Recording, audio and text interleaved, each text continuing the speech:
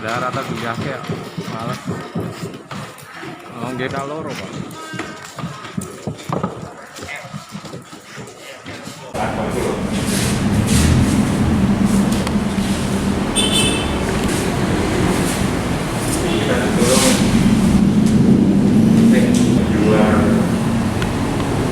PKB untuk dia ya tadi drop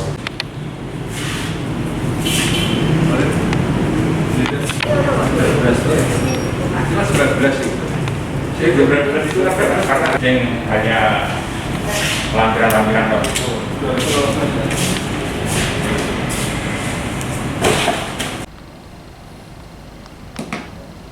buka tutup ini.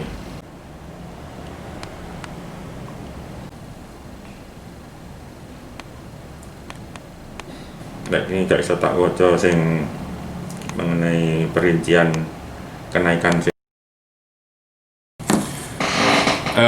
Jadi fenomenanya dengan adanya pandemi COVID-19 ini itu, masyarakat konsumen ini itu terdampak secara psikologis dan efek atau kompensasi yang paling sederhana dan tidak beresiko adalah merokok.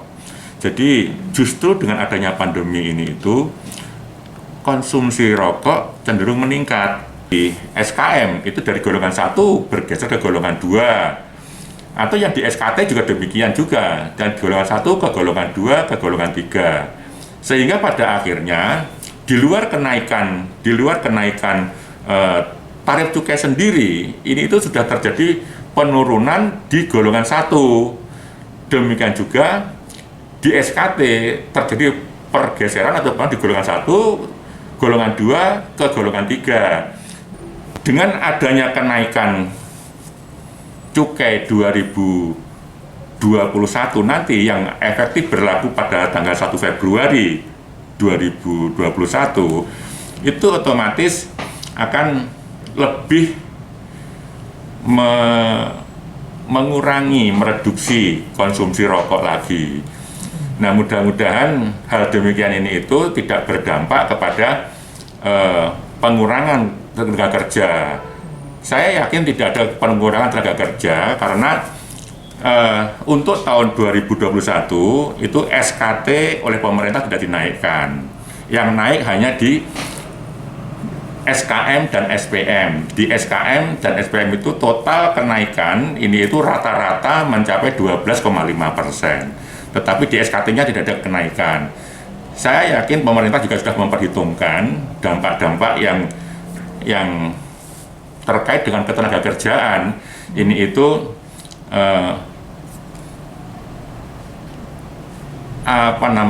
dampak akibat dari kenaikan cukai itu.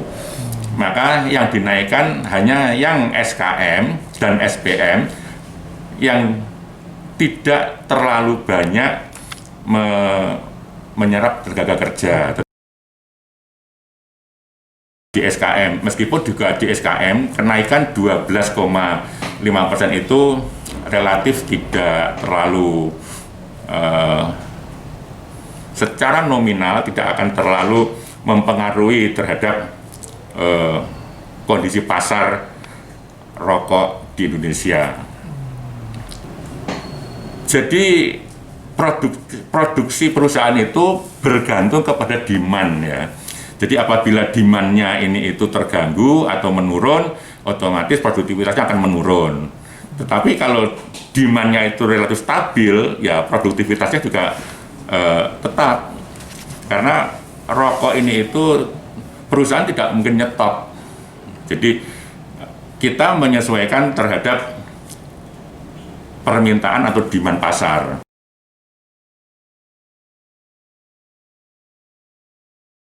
Dari segi kenaikannya saja, tahun 2019 ke 2020, kenaikannya itu average-nya kan 23,5%. Dan itu juga yang dinaikkan termasuk SKM dan SKT. Nah, yang saat ini itu di 2021 nanti itu yang naik hanya SKM, sementara SKT yang tidak ada kenaikan dan average-nya juga lebih kecil 12,5%, maka dampaknya relatif lebih sedikit daripada tahun 2020 kemarin. Nah, agar tujuan pemerintah dengan menaikkan cukai ini itu adalah adanya penurunan produktivitas atau konsumsi rokok.